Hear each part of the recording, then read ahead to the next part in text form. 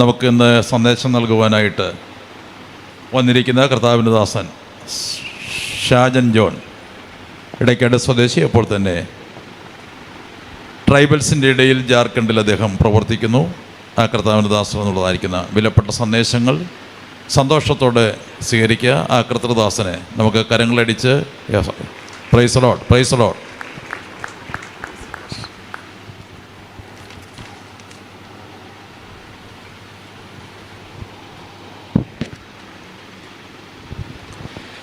ധന്യമേറിയ ഉച്ചകഴിഞ്ഞ സമയത്ത് പെന്തക്കോസ്തിൻ്റെ ചരിത്രത്തോടൊപ്പം നടക്കുന്ന കൊട്ടാരക്കര എന്ന ഈ അനുഗ്രഹീത സ്ഥലത്ത് ഭാരതത്തിലെ ഏറ്റവും വലിയ പെന്തക്കോസ്ത് സമൂഹമായിട്ടുള്ള ഇന്ത്യ പെന്തക്കോസ്ത് ദേവസഭയുടെ കൊട്ടാരക്കര സെൻറ്റർ കൺവെൻഷൻ്റെ സിൽവർ ജൂബിലി വർഷത്തിൽ നിങ്ങളോടൊപ്പമായിരിക്കാൻ കർത്താവ് എനിക്ക് നൽകിയ അനുഗ്രഹിക്കപ്പെട്ട ഈ നിമിഷങ്ങളെ ഓർത്ത് ഞാൻ കർത്താവിന് സ്തുതിയും സ്തോത്രവും നന്ദിയും അർപ്പിക്കുന്നു. ഈ സമ്മേളനത്തിന് നേതൃത്വം നൽകുന്ന അനുഗ്രഹിക്കപ്പെട്ട ദേവദാസനി സെൻറ്ററിൻ്റെ പ്രസിഡൻ്റ് കൂടിയായിരിക്കുന്ന പഷയ തോമസ് കുട്ടി അവറുകൾ, സെൻറ്ററിൻ്റെ പ്രസിഡൻ്റായി നേരത്തെ സേവനം അനുഷ്ഠിച്ചിട്ടുള്ള ബഹുമാന്യനായിട്ടുള്ള പഷ ഡാനിയൽ ജോർജ്, അധ്യക്ഷവേദിയിലുള്ള അനുഗ്രഹീതരായിട്ടുള്ള ദേവദാസന്മാർ, സോദരി സമാജത്തിന് ഈ സെൻറ്ററിൽ നേതൃത്വം കൊടുക്കുന്ന പ്രിയപ്പെട്ട സിസ്റ്റർ അമ്മിണി അബ്രഹാം, ഞാൻ അമ്മിണി അമ്മാമ്മ എന്നാണ് വിളിക്കുന്നത്, എൻ്റെ ആൻറ്റിയാണല്ലോ. പ്രിയപ്പെട്ട അമ്മിണി അമ്മാമ്മ, ആക്ടിംഗ് സെക്രട്ടറിയായിട്ട് പ്രവർത്തിക്കുന്ന സിസ്റ്റർ ലാലി തോമസ്, ട്രഷറായി പ്രവർത്തിക്കുന്ന സിസ്റ്റർ എമിലി ജേക്കബ്, ഈ സെൻറ്ററിന് വ്യത്യസ്ത നിലകളിൽ നേതൃത്വം കൊടുക്കുന്ന സോദരി സമാജത്തിൻ്റെ അനുഗ്രഹീതരായിട്ടുള്ള ദേവദാസിമാർ, വിവിധ പ്രാദേശിക സഭകളിൽ നേതൃത്വം കൊടുക്കുന്ന പ്രിയപ്പെട്ടവർ, സദസ്സിലായിരിക്കുന്ന പ്രിയപ്പെട്ട മാതാപിതാക്കൾ, സഹോദരന്മാർ, ദേവദാസന്മാർ, എല്ലാ പ്രിയപ്പെട്ടവർക്കും ഞാൻ ഹാർദമായ സ്നേഹവും സന്തോഷവും വന്ദനവും ഈ സമയത്ത് അറിയിക്കുകയാണ്. ഒരു വാർഷിക സമ്മേളനം എന്ന് പറയുന്നത് കഴിഞ്ഞ ഒരു വർഷക്കാലം ദൈവം നടത്തിയിട്ടുള്ള എല്ലാ വഴികളെയും ഓർത്ത് സ്തോത്രം ചെയ്യുവാനും അതോടൊപ്പം തന്നെ പുതിയ ഒരു വർഷത്തിലേക്ക് പ്രവേശിക്കുന്നതിന് മുമ്പായിട്ട് അതിനുവേണ്ടി ഒരുങ്ങാനും കൂടെയുള്ള ഒരു സമയമാണ് എന്ന് ഞാൻ തിരിച്ചറിയുന്നു.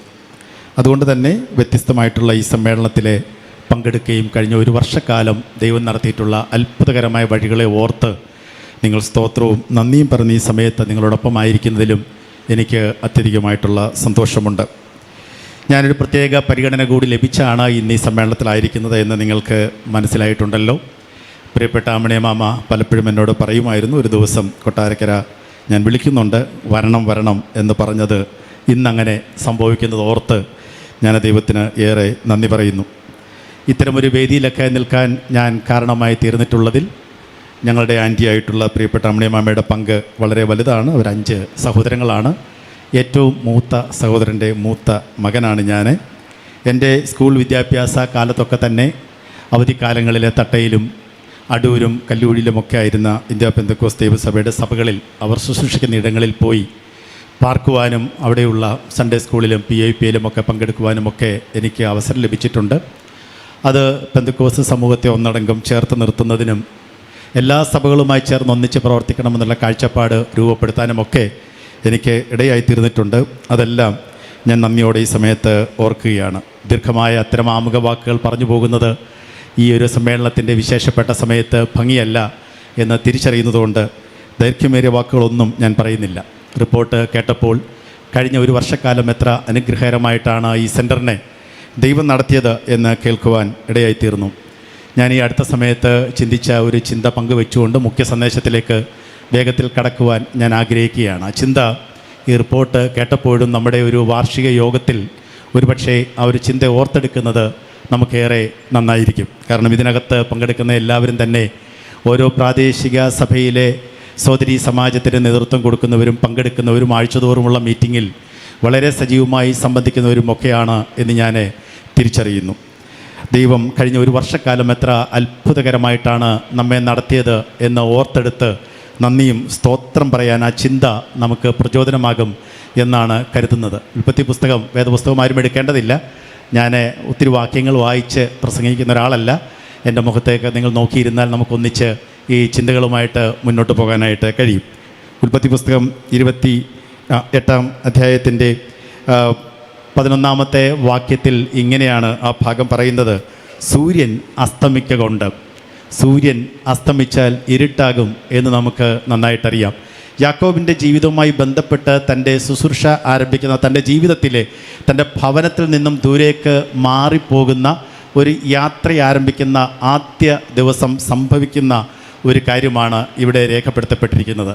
നമുക്ക് ആ സംഭവം നടക്കുന്നത് ലൂസ് എന്ന സ്ഥലത്താണ് എന്ന് നന്നായിട്ട് നമുക്കറിയാം. 27-ാം അധ്യായത്തിൽ യാക്കോബിൻ്റെ ജീവിതവുമായിട്ട് ബന്ധപ്പെട്ടുണ്ടായ സംഭവ വികാസങ്ങളുടെ ഒരു പ്രതിഫലനം എന്ന രീതിയിലാണ് 28-ാം അധ്യായത്തിൽ തനിക്ക് വീട്ടിൽ നിന്നും ഓടിപ്പോകേണ്ടി വന്നത്. ആ ഭാഗമൊന്നും പരാമർശിക്കേണ്ട കാര്യം ഇപ്പോഴില്ല, കാരണം അതിൻ്റെ മുഖ്യ സന്ദേശത്തിൻ്റെ ഭാഗമല്ല. അങ്ങനെ ഓടിപ്പോകുന്ന ആ ഒരു യാത്രയുടെ മുന്നോട്ടുള്ള യാത്രക്കിടയിൽ തന്നെ ഒരുപക്ഷെ യാത്രക്കിടയിലും ഓട്ടത്തിനിടയിലുമൊക്കെ തിരിഞ്ഞു നോക്കിയിട്ടുണ്ടാകാം. ഒരു വർഷം മുമ്പ് ഓരോ സഹോദരീ സമാജം യൂണിറ്റുകളുമൊക്കെ അതിൻ്റെ പ്രവർത്തനങ്ങൾ ആരംഭിച്ചല്ലെങ്കിൽ സെൻറ്ററൊക്കെ അതിൻ്റെ പ്രവർത്തനങ്ങൾ ആരംഭിച്ച് ഓടി മുന്നോട്ട് പോയിട്ടുള്ള ഒട്ടനവധി നിമിഷങ്ങൾ ഓർത്തെടുക്കാൻ ഈ ഭാഗം നിങ്ങൾക്ക് പ്രചോദനമാകുമെന്ന് കരുതുകയാണ്. ഓട്ടത്തിൻ്റെ ഇടയിൽ ഒരുപാട് ആഗ്രഹങ്ങളും മനസ്സിൽ പ്രാർത്ഥനകളുമൊക്കെ ഉണ്ടാകും. ഓരോ ചുമതലകളും ഏറ്റെടുക്കുമ്പോൾ ഓരോ സെക്രട്ടറിക്കും ട്രഷറർക്കും ഓരോ കമ്മിറ്റി അംഗത്തിൻ്റെയും ഒക്കെ മനസ്സിൽ വരുന്ന ഒരു വർഷക്കാലം, അത് ഏതൊരു തലത്തിലാണെങ്കിലും വരുന്ന ഒരു വർഷക്കാലം എങ്ങനെ മനോഹരമായിട്ട് കാര്യങ്ങളൊക്കെ ചെയ്യണം എന്നാഗ്രഹിച്ചൊക്കെയാണ് പ്രവർത്തനങ്ങൾ ആരംഭിക്കുന്നത്. എന്നാൽ അങ്ങനെ പ്രവർത്തനങ്ങളൊക്കെ ആരംഭിച്ച് മുന്നോട്ട് പോകുന്ന ഘട്ടത്തിൽ യാക്കോബ് ലൂസിൽ വെച്ച് കണ്ടതുപോലെ ഒരു പക്ഷേ നമ്മുടെയൊക്കെ ജീവിതത്തിൽ ചില ഘട്ടങ്ങളിൽ, നമ്മുടെ പ്രവർത്തനത്തിൽ ചില ഘട്ടങ്ങളിൽ, നമ്മുടെ ശുശ്രൂഷയിൽ ചില ഘട്ടങ്ങളിൽ സൂര്യൻ അസ്തമിച്ചു പോയിട്ടുള്ള സന്ദർഭങ്ങൾ വന്നു എന്ന് വന്നേക്കാം. ഇനി മുന്നോട്ട് പോകാൻ കഴിയാത്ത വണ്ണം ഇരുട്ട് വ്യാപരിക്കുന്ന, ഇരുട്ട് നമുക്ക് ചുറ്റുമായിട്ടുണ്ടായിട്ടുള്ള സന്ദർഭങ്ങൾ ഉണ്ടായി എന്ന് വന്നേക്കാം. ലൂസ് എന്ന് പറയുന്നത് പാറകളുടെ മുകളിലുള്ള ഒരു സ്ഥലമാണെന്ന് ചരിത്രകാരന്മാർ പറയുന്നു. സമുദ്രത്തിൽ നിന്നും ഏകദേശം 90 മീറ്റർ പൊക്കമുള്ള സ്ഥലമാണെന്ന് പറയുന്നു. അതുകൊണ്ട് ലൂസ് എന്ന ഏകാന്തതയുടെ സ്ഥലത്ത് തനിക്ക് ഒരു പാറക്കഷ്ണത്തെ തലയിണയാക്കി വെച്ച് കിടക്കേണ്ടി വന്ന ചരിത്രമാണ് അവിടെ പരാമർശിക്കുന്നത്. ഒറ്റയ്ക്കാണ്, മറ്റാരും കൂടെയില്ല, ചുറ്റുമുള്ള കാൽപെരുമാറ്റം അപകടകരമാണ്. ഒരുപക്ഷെ മൃഗങ്ങളുടെയൊക്കെ ഓലിയിടൽ എന്ന് പറയുന്നത് തന്നെ ഭയപ്പെടുത്തുന്നുണ്ടാകാം. ഇരുട്ടും കൂടി പരന്നതുകൊണ്ടും അപ്പനും അമ്മയും കൂടെയില്ലാത്തത് കൊണ്ടും വല്ലാത്ത നിരാശയും സങ്കടവുമൊക്കെ ബാധിച്ചിട്ടുള്ള ഒരു നിമിഷത്തിലൂടെയായിരിക്കാം ഈ ലൂസ് എന്ന സ്ഥലത്തൂടെ യാക്കോബ് ഇപ്പോൾ ആയിരിക്കുന്നത് എന്ന് നമുക്ക് ചിന്തിക്കേണ്ടി വരും. നാം ഓരോരുത്തരും നമ്മുടെ ചിന്തകൾ പിറകോട്ടൊക്കെ ഒന്ന് കൊണ്ടുപോകുമ്പോൾ, അത് വ്യക്തിപരമാണെങ്കിലും കുടുംബമാണെങ്കിലും നമ്മുടെ സഭയാണെങ്കിലും നമ്മുടെ സഹോദരീ സമാജമൊക്കെ ആണെങ്കിലും ചില ഘട്ടത്തിൽ ആരും കൂടില്ലല്ലോ, ഒറ്റപ്പെട്ടു പോയല്ലോ, ഇനി മുന്നോട്ട് പോകാൻ കഴിയത്തില്ലല്ലോ, ഈ പ്രോജക്റ്റിന് വെട്ടം കാണാൻ കഴിയത്തില്ലല്ലോ, ഈ പദ്ധതിക്ക് യാതൊരു സാധ്യതകളുമില്ലല്ലോ, ഒരുപാട് ആഗ്രഹിച്ചും പ്രാർത്ഥിച്ചുമൊക്കെയാണല്ലോ ഇത് തുടങ്ങിയത്, എന്നാൽ ഇത് ഇരുട്ടത്ത് മറഞ്ഞു പോവുകയാണല്ലോ എന്നൊക്കെ തോന്നിയിട്ടുള്ള ഈ 365 ദിവസങ്ങൾക്കിടയിലുള്ള ഏതൊക്കെയോ നിമിഷങ്ങൾ നമ്മുടെ ജീവിതത്തിൽ ഉണ്ടായിട്ടുണ്ടെങ്കിൽ അതൊക്കെ ഒന്ന് ഓർത്തെടുക്കുമ്പോൾ നമുക്കിവിടെ മനസ്സിലാക്കാൻ കഴിയുന്ന മറ്റൊരു കാര്യം, അതിൻ്റെ 13-ാം വാക്യത്തിൻ്റെ തുടക്കം ഇങ്ങനെയാണ്: യഹോവ നിന്നുകൊണ്ട് അവിടെ ഒരു ഗോവണി അവൻ കാണുകയാണ്, അതിൽ ദൂതന്മാർ കയറുകയും ഇറങ്ങുകയും ചെയ്യുന്നു. ഏറ്റവും മുകളിൽ യഹോവ നിന്നുകൊണ്ട് അവനോട് സംസാരിക്കുന്ന കാഴ്ചയാണ് യാക്കോബിന് അവിടെ കാണുവാനായിട്ട് കഴിയുന്നത്. ഈ ഭാഗത്ത് സാധാരണ കാണുന്ന ഒരു കാര്യം, ഇവിടെ 5 കാര്യങ്ങളാണ് അല്ലെങ്കിൽ ഈ മയക്കത്തിൽ കിടക്കുന്ന ഈ കല്ല് തലയണയാക്കി കിടക്കുന്ന യാക്കോബ് 5 കാര്യങ്ങളാണ് ദൈവത്തോട് ചോദിക്കുന്നത്. അത് 21-22 വാക്യത്തിലുണ്ട്, വീട്ടിൽ പോയി വായിച്ചാൽ മതി. 21-22 വാക്യത്തിൽ 5 കാര്യങ്ങൾ: കൂടെ ഇരിക്കണം, എനിക്ക് സുരക്ഷ തരണം, ഭക്ഷണം തരണം, എനിക്ക് ആവശ്യമുള്ള വസ്ത്രം തരണം, വീട്ടിലേക്ക് എന്നെ മടക്കി വരുത്തണം എന്നീ 5 കാര്യങ്ങൾ, വിരലിലെണ്ണാവുന്ന 5 കാര്യങ്ങൾ 21-22 വാക്യത്തിൽ പറയുന്നുണ്ടെങ്കിൽ അതിൻ്റെ 13, 14, 15 വാക്യങ്ങൾ വായിക്കുമ്പോൾ ദൈവം പറയുന്ന 9 കാര്യങ്ങൾ അവിടെ നമുക്ക് കാണാനായിട്ട് കഴിയും. ആ 9 വാക്തത്വങ്ങൾ അവിടെ ദൈവം പറയുന്നുണ്ട്. എന്തിനാണെന്നറിയാമോ യാക്കോബേ നിന്നെ ലൂസിൽ കൊണ്ടുവന്നത്? എന്തിനാണെന്നറിയാമോ യാക്കോബേ നിന്നെ ഏകനാക്കിയത്? എന്തിനാണെന്നറിയാമോ യാക്കോബേ നിന്നെ ഈ പരുവരുത്ത പാറയുടെ പുറത്ത് തല വെച്ച് നിനക്ക് ഉറങ്ങേണ്ടുന്ന സാഹചര്യം ഉണ്ടാക്കിയത്? അത് എന്തിനാണ് സൂര്യനാണെന്നുള്ളതിൻ്റെ 9 കാര്യങ്ങളാണ് അവിടെ പറയുന്നത്. നീ കിടക്കുന്ന ഭൂമി നിനക്കും നിന്റെ സന്തതിക്കും അനുഗ്രഹമാകും. സന്തതി ഭൂമിയിലെ പൊടി പോലെയാകും. നീ 4 പാടും നോക്ക്, തെക്കോട്ടും വടക്കോട്ടും കിഴക്കോട്ടും പടിഞ്ഞാട്ടും നോക്ക്, അതെല്ലാം നിനക്ക് അവകാശമായി തരും. നീ സകല വംശങ്ങളും നീ മൂലം അനുഗ്രഹിക്കപ്പെടും. നിന്നോട് കൂടെ ഞാൻ ഉണ്ടാകും, നിന്നെ ഞാൻ കാക്കും, രാജ്യങ്ങൾ നിനക്ക് മടക്കി തരും, കൈവിടില്ല. ഞാൻ ഈ പറഞ്ഞ വാഗ്ദത്തങ്ങൾ എല്ലാം പാലിക്കും. ഞാൻ ആ ഭാഗം വിടുകയാണ്. ഞാൻ ഈ ഭാഗം പരാമർശിക്കാൻ ശ്രമിച്ചത് എൻ്റെ മാവി കൂടെയാണല്ലോ ഇതിൻ്റെ അധ്യക്ഷയായിട്ടിരിക്കുന്നത്. ഞാൻ ഇവിടെ ഇതെന്ന് പറഞ്ഞാണ് മുന്നോട്ട് പോകേണ്ടുന്നത് എന്നുള്ള ഉൾപ്രേരണ കൊണ്ടാണ് ഞാൻ ഈ ഭാഗം പറഞ്ഞത്. കഴിഞ്ഞ 1 വർഷത്തിൻ്റെ ഇടയിൽ ഞങ്ങൾ കുടുംബമായതുകൊണ്ട് എനിക്ക് നന്നായിട്ടറിയാം എത്രയോ ഘട്ടങ്ങളിൽ ഇരുട്ട് പകർന്നിട്ടുള്ള ജീവിതാനുഭവങ്ങൾ തനിക്കുണ്ടായിട്ടുണ്ട്.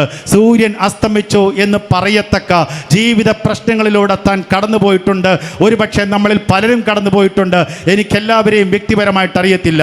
എന്നാൽ നാം ഓർത്തെടുക്കുമ്പോൾ കഴിഞ്ഞ 1 വർഷക്കാലത്തിൻ്റെ ഇടയിൽ നാം പലരും ജീവിതത്തിൽ ഇരുട്ടിൻ്റെ അവസ്ഥകളിലൂടെ കടന്നുപോയപ്പോൾ, സൂര്യൻ അസ്തമിച്ചതുപോലെ നമ്മുടെ ജീവിതത്തിന് മാറ്റങ്ങൾ വന്നപ്പോൾ, ഇനി വെട്ടം കാണാൻ കഴിയത്തില്ല എന്ന് തോന്നിയപ്പോൾ നാം ഒരുപക്ഷെ സ്വപ്നങ്ങളെല്ലാം അടച്ചു വെച്ചിട്ട്, പ്രാർത്ഥനകളെല്ലാം മടക്കി വെച്ചിട്ട്, ആഗ്രഹങ്ങളെല്ലാം താഴെ വെച്ചിട്ട്, എൻ്റെ വലിയ സ്വപ്നങ്ങളൊന്നും ഇനി നടക്കേണ്ടതില്ല, വലിയ പ്രോജക്റ്റ് ഒന്നും നടക്കേണ്ടതില്ല, എൻ്റെ കുഞ്ഞുങ്ങളെ കുറിച്ചുള്ള വലിയ ആഗ്രഹങ്ങളൊന്നും ഇനി നടക്കേണ്ടതില്ല, അതിനൊന്നും ഒരു സാധ്യതയില്ലാത്ത വണ്ണം ഞാൻ ഈ പരിക്കൻ പാറയുടെ പുറത്തെത്തിയിട്ട് ഒറ്റപ്പെട്ടു പോയിട്ടുള്ള സാഹചര്യമാണ്, ഏകയാണ് ഞാനിവിടെ എന്നൊക്കെ തോന്നിപ്പോയിട്ടുള്ള നിമിഷങ്ങൾ ഒരുപക്ഷെ നാം അതിജീവിക്കുവാൻ കഴിഞ്ഞത് നമ്മുടെ ആ ഏകാന്തതയിലേക്ക് പല നിമിഷങ്ങളിലായിട്ട്, പല ദിവസങ്ങളിലായിട്ട്, പല സന്ദർഭങ്ങളിലായിട്ട് തമ്പുരാൻ എഴുന്നേറ്റ് നിന്ന് അവൻ അവിടെ നിന്നും ഉദിച്ച്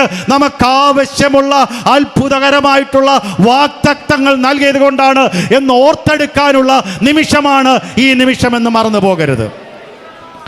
അതിന് സഹോദരി സമാജത്തിൻ്റെ മാത്രമല്ല, കൊട്ടാരക്കര സെൻറ്ററിൻ്റെ ആകമാനമുള്ള പുത്രികാ സംഘടനകളും അതുപോലെ സംവിധാനങ്ങളുമൊക്കെ ഓർത്തെടുത്ത് നമ്മൾ നോക്കുമ്പോൾ എത്രയോ ഘട്ടങ്ങളിൽ ഇരുട്ട് വീണ് മുന്നോട്ട് പോകാൻ കഴിയത്തില്ല എന്ന് തോന്നുന്ന ഘട്ടങ്ങളിലേക്ക്, അവിടെ ഇരുട്ട് സൂര്യൻ അസ്തമിച്ച് ഇരുട്ട് വീഴുമ്പോൾ നാം ഓർക്കേണ്ടുന്ന ഒരു കാര്യം, സൂര്യന് മാത്രമേ അസ്തമിക്കാൻ കഴിയത്തുള്ളൂ. സൂര്യൻ അസ്തമിക്കുന്ന സ്ഥാനത്ത് ഉദിക്കുന്ന ഒരു യഹോവയാണ് നമ്മെ കൈപിടിച്ച് നടത്തിയത്. കൊട്ടാരക്കരയുടെ പെന്തക്കോസ്തിൻ്റെ ചരിത്രമെടുക്കുമ്പോൾ, പിതാക്കന്മാരുടെ ചരിത്രമെടുക്കുമ്പോൾ, മാതാക്കന്മാരുടെ ചരിത്രമെടുക്കുമ്പോൾ, 1/4 നൂറ്റാണ്ടിൻ്റെയോ 1/2 നൂറ്റാണ്ടിൻ്റെയോ 1 നൂറ്റാണ്ടിൻ്റെയോ ചരിത്രമെടുക്കുമ്പോൾ ഇതുപോലെ ഇരുട്ട് വീണിട്ടുള്ള എത്രയോ ഘട്ടങ്ങൾ ഉണ്ടായിട്ടുണ്ട്. അങ്ങനെ ഇരുട്ട് വീണ സമയത്ത്, സൂര്യൻ അസ്തമിക്കുന്ന സമയത്ത് ഉദിച്ചുയർന്ന ഒരു യഹോവയുടെ വാഗ്ദത്തം, ഒരു യഹോവയുടെ ഉറപ്പാണ് നമ്മെ ഇവിടെ വരെ കൊണ്ടെത്തിച്ചത്. നമുക്കൊന്ന് കരങ്ങൾ ഉയർത്തി സ്തോത്രം ചെയ്യാനായിട്ട് കഴിയുമ്പോൾ, ദൈവം എത്ര അത്ഭുതകരമായി നമ്മളെ നടത്തി. കുടുംബമായി, വ്യക്തിപരമായി, സഭയായി, സെന്ററായി, പ്രാദേശിക യൂണിറ്റുകളായി കഴിഞ്ഞ 1 വർഷക്കാലം ദൈവം എത്ര അത്ഭുതകരമായി നടത്തി എന്നതോർത്ത് ഒന്ന് സ്തോത്രം ചെയ്യാനുള്ള നിമിഷമാണിത്. ഇതൊരു വാർഷിക സമ്മേളനമായതുകൊണ്ട് അത് തന്നെ പറഞ്ഞാണ് മുന്നോട്ട് പോകേണ്ടുന്നത് എന്ന പ്രേരണയാണ് ഞാൻ ആ ഭാഗത്തേക്കൊന്ന് കടക്കാൻ ശ്രമിച്ചത്. ഒരു നിമിഷം നമുക്ക് നന്ദി പറഞ്ഞുകൊണ്ട് കണ്ണുകളടച്ച് ദൈവത്തിനൊന്ന് നന്ദി കരയറ്റാം. തമ്പുരാൻ കഴിഞ്ഞ 1 വർഷക്കാലം, ഒരു കൺവെൻഷൻ വർഷക്കാലം, 24ാമത്തെ കൺവെൻഷൻ്റെ സഹോദരി സമാജത്തിൻ്റെ ദിവസം മുതൽ 25ാമത്തെ കൺവെൻഷൻ്റെ ഈ സഹോദരി സമാജത്തിൻ്റെ ദിവസം വരെയുള്ള സമയങ്ങൾ എണ്ണി നോക്കുമ്പോൾ, ഇവിടെ പ്രാർത്ഥനാ വിഷയം പറഞ്ഞതുപോലെ എത്രയോ വിഷയങ്ങൾക്ക് വേണ്ടി നമ്മൾ പ്രാർത്ഥിക്കാൻ ഇടയായി തീർന്നിട്ടുണ്ട്. എത്രയോ മരണകരമായിട്ടുള്ള അപകടങ്ങൾ ദൈവം വിടുവിച്ചിട്ടുണ്ട്.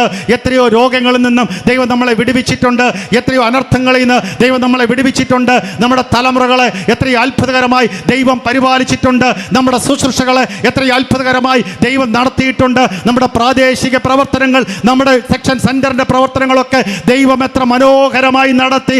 അതിൻ്റെ കാരണമെന്ന് പറയുന്നത്, ഇരുട്ട് പരത്തിക്കൊണ്ട് പിശാച് ചുറ്റും നിന്നപ്പോഴും പിശാചിന്റെ തന്ത്രങ്ങൾക്ക് ഒരു ജയം കൊടുക്കാതെ വണ്ണം ആ ഘട്ടങ്ങളിലൊക്കെ തമ്പുരാൻ ഉദിച്ച് നിന്നുകൊണ്ട് വാഗ്ദത്തങ്ങൾ പറഞ്ഞ് നമ്മെ നയിച്ച ആ ഒരു ദൈവത്തിന്റെ കൃപയോർത്ത് നമുക്കൊന്ന് സ്തോത്രം ചെയ്യാൻ കഴിയുമോ?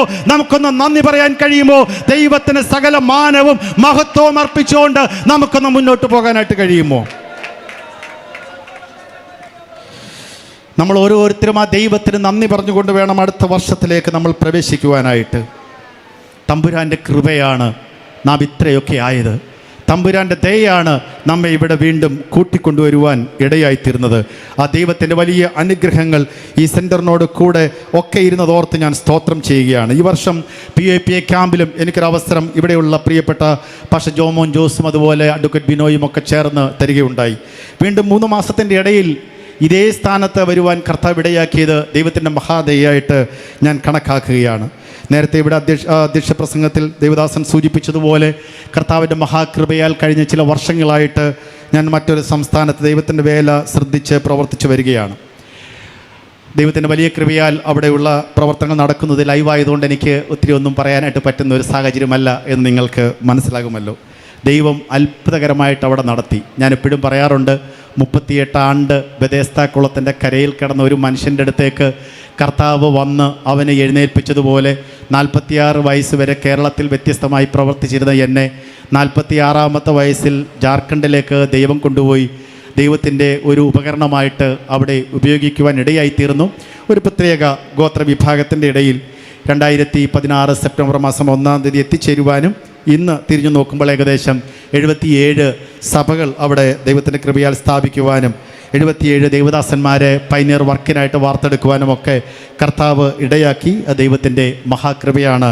നിങ്ങൾ ഉത്തരഭാരതത്തെ ഓർത്ത് പ്രത്യേകിച്ച് ഈ കാലഘട്ടത്തിൽ ഒട്ടനവധി പ്രതിസന്ധികളും പ്രയാസങ്ങളും നേരിടുന്ന ഈ കാലഘട്ടത്തിൽ ഉത്തരഭാരതത്തെ ഓർത്ത് പ്രത്യേകം പ്രാർത്ഥിക്കണമേ എന്ന് ഞാൻ വിനയത്തോടെ ഓർപ്പിച്ചുകൊണ്ട് ഇന്നത്തെ മുഖ്യ ചിന്തയിലേക്ക് ഞാൻ കടക്കുവാനായിട്ട് ആഗ്രഹിക്കുകയാണ്. പുറപ്പാട് പുസ്തകം 2-ാം അധ്യായം അതിൻ്റെ 2-3 വാക്യങ്ങളെ പരാമർശിച്ചുകൊണ്ടാണ് ഞാൻ ഇന്നത്തെ മുഖ്യ സന്ദേശം നൽകുവാൻ കർത്താവ് എനിക്ക് നിയോഗം നൽകിയിട്ടുള്ളത്. 2-ാം അധ്യായത്തിൻ്റെ 1 മുതൽ 10 വരെയുള്ള വാക്യങ്ങളാണ് ആധാരമായിട്ടുള്ള ടെക്സ്റ്റ് എന്ന് പറയുന്നത്. അത് നമുക്കിപ്പോഴേ വായിക്കാൻ സമയമില്ലാത്തതുകൊണ്ട് അതും വീട്ടിൽ പോയി, അല്ലെങ്കിൽ അത് കാണാതെ നമുക്കെല്ലാം അറിയാവുന്ന കാര്യമാണ്, വീണ്ടും വായിക്കണം എന്നുണ്ടെങ്കിൽ അത് വീട്ടിൽ പോയി നമ്മൾ വായിക്കാനായിട്ട് ഞാൻ പ്രോത്സാഹിപ്പിക്കുന്നു. 2-ാം അധ്യായത്തിൻ്റെ 2-ാമത്തെ വാക്യം 3-ാമത്തെ വാക്യത്തെ ചേർത്ത് പറയുമ്പോൾ, അവൻ സൗന്ദര്യമുള്ളവൻ എന്ന് കണ്ടിട്ട് അവനെ 3 മാസം ഒളിച്ചു വെച്ചു. അവനെ പിന്നെ ഒളിച്ചു വെപ്പാൻ കഴിയാതെ ആയപ്പോൾ അവൾ ഒരു ഞാങ്ങണപ്പെട്ടകം വാങ്ങി അതിന് പശയും കീലും പുരട്ടി പശയും കീലും തേച്ച് പൈതലിനെ അതിൽ കിടത്തി.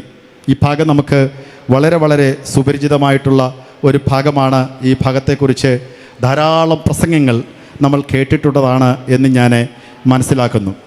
നമുക്ക് അമ്മമാരുമായി ബന്ധപ്പെട്ട പുരുഷനാണ് സംസാരിക്കുന്നതെങ്കിലും ഈ സഹോദരി സമാജത്തിൽ ഒരമ്മയെ പരാമർശിച്ച് സംസാരിക്കാനുള്ള ദൈവത്തിൻ്റെ നിയോഗമുണ്ടായി. പ്രത്യേകിച്ച് അതിനകത്ത് അവൾ ഒരു ഞാങ്ങണപ്പെട്ടകം വാങ്ങി. വിശ്വാസത്താൽ സ്നേഹത്തിൻ്റെ ഞാങ്ങണപ്പെട്ടകം വാങ്ങുക എന്ന സന്ദേശമാണ് ഇന്ന് ദൈവം നമ്മളുമായിട്ട് കൈമാറുവാനായിട്ട് ശ്രമിക്കുന്നത്. ഇവിടെ ഇരിക്കുന്നതിൽ നല്ല പങ്കും അമ്മമാരാണ് എന്ന് ഞാൻ തിരിച്ചറിയുന്നു. അല്ലെങ്കിൽ അമ്മമാർ, അമ്മൂമ്മമാർ, അമ്മച്ചിമാർ ഒക്കെ ആയിട്ടുള്ളവരാണ് എൻ്റെ ഇന്നത്തെ ഈ മീറ്റിങ്ങിൽ ഇവിടെ സമ്മേളിക്കുന്നത് എന്ന് ഞാൻ തിരിച്ചറിയുന്നു. ഈ ഭാഗം, അതിൻ്റെ പശ്ചാത്തലം ഒക്കെ വളരെ നന്നായിട്ട് നമുക്കറിയാം. ഈ സന്ദേശം ദൈവം നമുക്ക് നൽകുമ്പോൾ നാം ഓർത്തെടുക്കേണ്ടുന്ന ഒരു സാമൂഹ്യ പശ്ചാത്തലം കൂടിയുണ്ട്. ഏകദേശം 3500 വർഷങ്ങൾക്കപ്പുറം നടന്ന ഒരു സംഭവം അന്നത്തെ പശ്ചാത്തലവും ഇന്നത്തെ പശ്ചാത്തലവുമായിട്ട് ഒന്ന് കോർത്തിണക്കി ചിന്തിക്കുന്നതും വളരെ അനിവാര്യമാണ്. വർഷങ്ങൾ പിന്നിട്ടെങ്കിലും സാഹചര്യങ്ങൾക്ക് മാറ്റമില്ലാത്ത ഒരു പശ്ചാത്തലത്തിലാണ് നാം നിൽക്കുന്നത്. ഇന്ന് അമ്മമാർ പലപ്പോഴും പറയാറുള്ള ഒരു കാര്യം, പറയുന്നതൊന്നും മക്കൾ കേൾക്കുന്നില്ല. പള്ളിയിൽ പോകാനായിട്ട് മോന് താല്പര്യമില്ല, അല്ലെങ്കിൽ മക്കൾക്ക് താല്പര്യമില്ല. പ്രാർത്ഥിക്കാൻ വിളിച്ചാൽ കുഞ്ഞ് പ്രാർത്ഥിക്കാനായിട്ട് വരുന്നില്ല. പഠനത്തിൽ ശ്രദ്ധിക്കാൻ അവൻ ഒട്ടുമേ ആഗ്രഹിക്കുന്നില്ല. ഞങ്ങളൊന്നും പറഞ്ഞാൽ വേണ്ടത്ര അനുസരിക്കുന്നില്ല.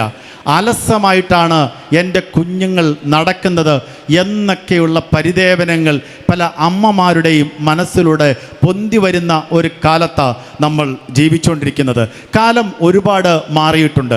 ഞാനൊന്നും വളർന്ന കാലം, എന്നേക്കാൾ മുതിർന്നവർ വളർന്നിട്ടുള്ള ഒരു സാമൂഹ്യ പശ്ചാത്തലമോ കാലത്തിലോ അല്ല നമ്മൾ ജീവിക്കുന്നത് എന്ന് നമുക്ക് നന്നായിട്ടറിയാം. ഇത് സ്വാഭാവികമായിട്ടും എല്ലാവരും എപ്പോഴും പറയാറുള്ളത് ഡിജിറ്റൽ ലോകത്തിൻ്റെ അതിരുകടന്നിട്ടുള്ള സ്വാധീനത്തിൻ്റെ കാലത്താണ് നമ്മൾ ജീവിക്കുന്നത്.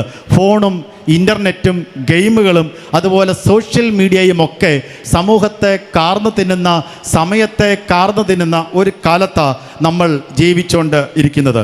നമ്മുടെ തലമുറകളെ അങ്ങനെ സാമൂഹ്യ മാധ്യമങ്ങൾ ഉൾപ്പെടെ ഡിജിറ്റൽ ലോകം കാർന്നു തിന്നുന്ന ഒരു കാലത്ത് നമ്മൾ ജീവിക്കുമ്പോൾ, അതുപോലെ തന്നെ വിദ്യാഭ്യാസത്തിൻ്റെ ഒരു പുത്തൻ രീതി എന്ന് പറയുന്നത് മത്സരിച്ച് പഠിക്കുക എന്ന് പറയുന്ന ഒരു കാലത്താണ് നമ്മൾ എത്തി നിൽക്കുന്നത്. മൂല്യബോധത്തിൻ്റെ തകർച്ച നേരിടുന്ന ഒരു കാലത്താണ് നമ്മൾ എത്തി നിൽക്കുന്നത്. കുട്ടികളെ സംബന്ധിച്ചും യുവാക്കളെ സംബന്ധിച്ചുമൊക്കെ ഒട്ടനവധി ജീവിത സമ്മർദ്ദങ്ങൾ നേരിടുന്ന കാലത്താണ് നമ്മളൊക്കെ എത്തി നിൽക്കുന്നത്. മാതാപിതാക്കളെ സംബന്ധിച്ച് പഴയ കാലത്തെ പോലെ കുട്ടികളോടൊപ്പം സമയം ചെലവഴിക്കാൻ സമയമില്ലാതെ ഒട്ടനവധി തിരക്കുകൾ നേരിടുന്ന ഒരു കാലത്താണ് നമ്മൾ ജീവിക്കുന്നത്. എല്ലാം എനിക്ക് വേണം, ഇപ്പോൾ വേണം, അധികം വേണം എന്നൊക്കെ പറയുന്ന ഒരു ഉപഭോഗ ശൈലിയുടെ കാലത്താണ് നമ്മൾ ജീവിച്ചിരിക്കുന്നത്. ഇത്തരം ഒരു കാലത്ത് ജീവിച്ചിരിക്കുമ്പോഴാണ് യോക്കേബേദ് എന്നുള്ള ഈ അമ്മയുമായി ചേർന്ന് ഒന്ന് സഞ്ചരിക്കാനും ഈ ചിന്തകളിലേക്ക് നമ്മളൊന്ന് പ്രവേശിക്കാനുമായിട്ട് ഈ സമയത്ത് നമ്മൾ ആഗ്രഹിക്കുന്നത്. നമുക്കറിയാം, ഈ കുഞ്ഞിൻ്റെ അമ്മയുടെ പേര് യോക്കേബേദാണ് എന്ന് നമുക്ക് നന്നായിട്ടറിയാം. താൻ ജീവിതത്തിൽ തനിക്ക് നേരിടേണ്ടി വന്നിട്ടുള്ള 5 പരീക്ഷണങ്ങളാണ്, വിശ്വാസത്തിൻ്റെ 5 തലങ്ങളാണ് ഈ ഒരു സമയത്ത് ഞാൻ പരാമർശിക്കുവാനായിട്ട് ശ്രമിക്കുന്നത്. 1 മുതൽ 2-ാം അധ്യായത്തിൻ്റെ 1 മുതൽ 10 വരെയുള്ള വാക്യങ്ങൾ വായിക്കുമ്പോൾ നമ്മെപ്പോലെയുള്ള യോക്കേബേദ് എന്ന അമ്മ ആ ഒരു കുഞ്ഞ് പിറന്നു വീഴുന്ന സമയം തൊട്ട് തനിക്ക് നേരിടേണ്ടി വന്നിട്ടുള്ള വിശ്വാസത്തിൻ്റെ 5 തലങ്ങൾ നാം ഓരോരുത്തരും നമ്മുടെ തലമുറകളെക്കുറിച്ച് ആകുലപ്പെടുന്ന ഈ കാലത്ത്, അത് സ്വന്തം കുഞ്ഞുങ്ങളെക്കുറിച്ച് അല്ലെങ്കിൽ കൊച്ചുമക്കളെക്കുറിച്ച് അല്ലെങ്കിൽ സഭയിലെ കുഞ്ഞുങ്ങളെക്കുറിച്ച് ഒന്നുമല്ലെങ്കിൽ ഗ്രാമത്തിലെ കുഞ്ഞുങ്ങളെക്കുറിച്ചൊക്കെ ആകുലപ്പെടുന്ന ഈ കാലത്ത് ഒരു പുത്തൻ വർഷത്തിലേക്ക് സഹോദരീ സമാജം പ്രവേശിക്കാൻ പോകുമ്പോൾ അതിൻ്റെ പ്രാദേശിക തലങ്ങളാണെങ്കിലും അതിൻ്റെ സെൻറ്റർ തലങ്ങളാണെങ്കിലും എങ്ങനെയാണ് വിശ്വാസത്തോടെ സ്നേഹത്തിൻ്റെ പെട്ടകം തീർക്കുന്നത് എന്ന് ഗൗരവമായി ചിന്തിക്കുവാൻ, അല്ലെങ്കിൽ അങ്ങനെ ഒരു പുത്തൻ ചിന്തയിലേക്ക് ദൈവം നമ്മെ കൊണ്ടെത്തിക്കുവാൻ വേണ്ടിയാണ് ഈ ഭാഗത്തൂടെ ദൈവത്തിൻ്റെ നിയോഗമുള്ളത്, ദൈവത്തിൻ്റെ ആലോചന നമ്മളോട് പങ്കുവെക്കാനുള്ളത്. യോക്കേബേദിനോടൊപ്പം യാത്ര ചെയ്യുമ്പോൾ എൻ്റെ അമ്മമാരും അപ്പന്മാരും ഒന്നിച്ച് ആ യോക്കേബേദിൻ്റെ സ്ഥാനത്ത് നമ്മെ ഒന്ന് പുനഃസ്ഥാപിക്കുവാൻ നാം തയ്യാറാകണം. യോക്കേബേദിൻ്റെ കാലം മറ്റൊന്നായിരുന്നെങ്കിലും ഈ കാലം അതിന് മാറ്റമില്ലാത്ത ഒരു കാലത്താണ്. യോക്കേബേദിൻ്റെ കാലം എന്ന് പറയുന്നത് ആൺകുഞ്ഞുങ്ങൾ, അത് എബ്രായ ആൺകുഞ്ഞുങ്ങൾക്ക് ജീവൻ കൊടുക്കാതെ കൊന്നുകളയുവാൻ തീരുമാനിച്ച ഒരു കാലമാണെങ്കിൽ നാം ഇന്ന് ജീവിക്കുന്ന കാലവും നമ്മുടെ കുഞ്ഞുങ്ങൾക്ക് സ്വസ്ഥമായി ജീവിക്കുവാൻ കഴിയാതെ, സമാധാനത്തോടെ ജീവിക്കുവാൻ കഴിയാതെ, ആത്മീകമായിട്ട് ജീവിക്കുവാൻ കഴിയാതെ, ദൈവോന്മുഖമായി ജീവിക്കുവാൻ കഴിയാതെ അവരെ കൊന്നു കളയുവാൻ വേണ്ടി വെമ്പൽ പൂണ്ടു നിൽക്കുന്ന ശത്രുവിൻ്റെ വ്യത്യസ്ത ആയുധങ്ങൾ ചുറ്റും പ്രയോഗിക്കപ്പെടുന്ന ഒരു കാലത്താണ് ഈ സംഭവമായിട്ട് നമ്മൾ മുന്നോട്ട് സഞ്ചരിക്കുവാനായിട്ട് ശ്രമിക്കുന്നത്. മോശയുടെ കാര്യവും ഞാങ്ങണപ്പെട്ടകത്തിൻ്റെ കാര്യവും ആ ഒരു നൈൽ നദിയുടെ കാര്യങ്ങളുമൊക്കെ എടുത്ത് പ്രസംഗിക്കുമ്പോൾ പലപ്പോഴും നാം ഒരു ചരിത്ര ഭാഗത്തല്ല പോയി നിൽക്കേണ്ടുന്നത്, നമ്മുടെ സാഹചര്യങ്ങളും സന്ദർഭങ്ങളുമായിട്ട് ചേർത്ത് വെച്ചുകൊണ്ട് നമുക്കതിനെ ഒന്ന് വിശകലനം ചെയ്യാൻ ശ്രമിക്കുമ്പോഴാണ് എൻ്റെ ഉത്തരവാദിത്വം, എൻ്റെ പങ്കെന്താണ് എന്ന് മനസ്സിലാക്കാനായിട്ട് നമുക്ക് കഴിയുന്നത്. യോക്കേബേദിൻ്റെ വിശ്വാസ യാത്രയുടെ ഒന്നാമത്തെ സാഹചര്യം, ഒന്നാമത്തെ പ്രശ്നമെന്ന് പറയുന്നത് വിശ്വാസത്തിൻ്റെ പരീക്ഷണമാണ്. ഒരമ്മ തൻ്റെ വിശ്വാസത്തിൽ നേരിടുന്ന പരീക്ഷണമാണ് അതിൻ്റെ 1-ാം ഭാഗത്ത് നമുക്ക് കാണുവാനായിട്ട് കഴിയുന്നത്. നമുക്കറിയാം, അന്നത്തെ ഒരു സാഹചര്യം എന്ന് പറയുന്നത് രാജാവ് അല്ലെങ്കിൽ ഫറവോൻ കുഞ്ഞുങ്ങളെ കൊന്നുകളയണം എന്ന് പറയുന്ന ഒരു സാഹചര്യമാണ്.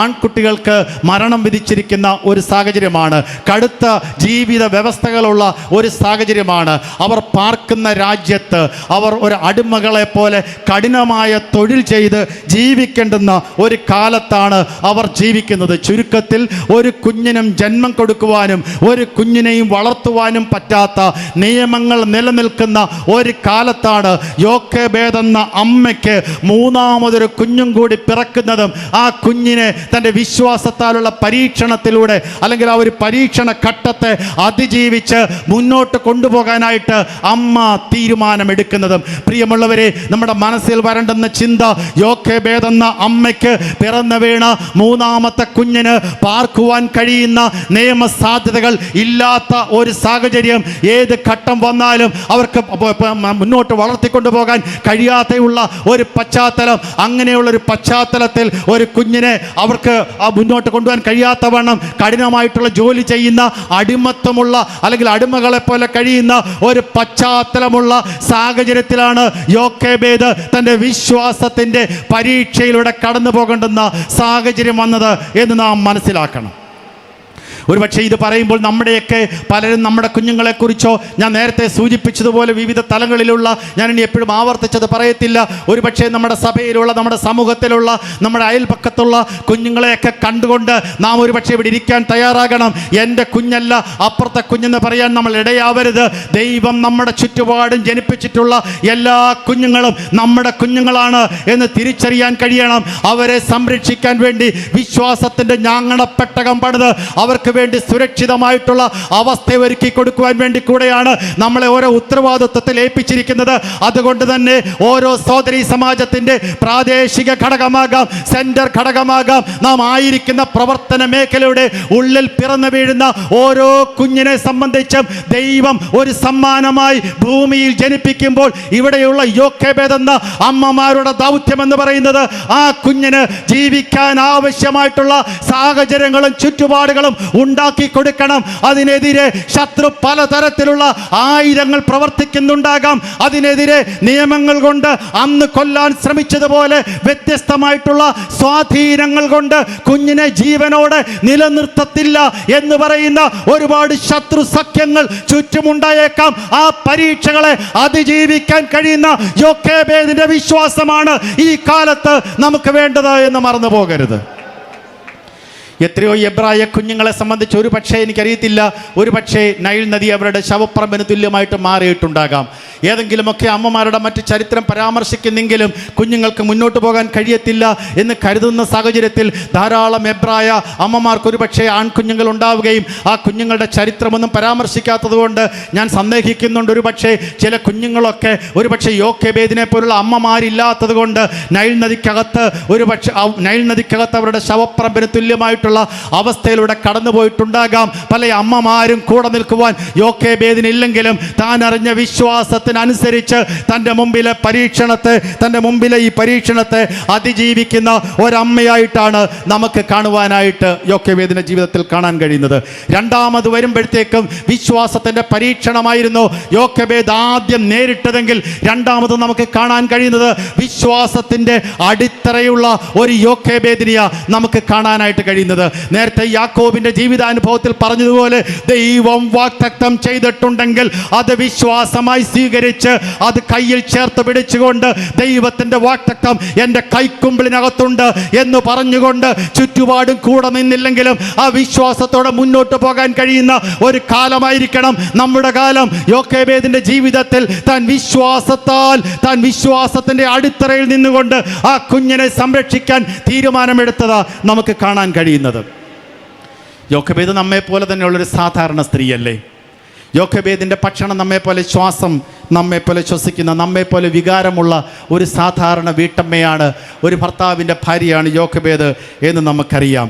പരീക്ഷകൾക്കിടയിലും അവളുടെ പ്രത്യേകത എന്ന് പറയുന്നത് പ്രത്യാശ കൈവിടാതെ ആത്മവിശ്വാസത്തോടെ ആ പരീക്ഷകളെ അവൾക്ക് അതിജീവിക്കാൻ കഴിഞ്ഞു. കാരണം ഉൽപ്പത്തി പുസ്തകം 15-ാം അധ്യായം 13-14 വാക്യത്തിൽ അബ്രഹാമിനൊരു വാഗ്ദത്തം ദൈവം കൊടുക്കുന്നുണ്ട്.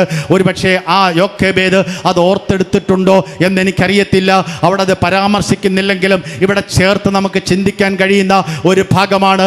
അബ്രഹാമിന് കൊടുക്കുന്ന ഒരു വാഗ്ദത്തമുണ്ട്, നിന്റെ ജനം 400 സംവത്സരക്കാലം അവർ മിസ്രൈമിൽ അടിമകളായി പാർക്കും, അതിനുശേഷം ആ ജാതിയെ ഞാൻ വിധിക്കും, അതിൻ്റെ ശേഷം അവർ പുറപ്പെട്ട് അവിടെ നിന്നും പുറത്തേക്ക് വരും എന്ന് പറയുന്ന ഒരു വാഗ്ദത്തത്തിൻ്റെ സന്ദേശം ഉൽപ്പത്തി പുസ്തകം 15-ാം അധ്യായത്തിൻ്റെ 13-14 വാക്യത്തിലുണ്ട്. ഒരുപക്ഷെ യോക്കേബേദ് ഓർത്തെടുക്കുകയാണെങ്കിൽ ഈ വാക്തത്വം ഈ കാലത്ത് സംഭവിക്കേണ്ടുന്നതാണ്, ഈ തലമുറയിൽ സംഭവിക്കേണ്ടുന്നതാണ്.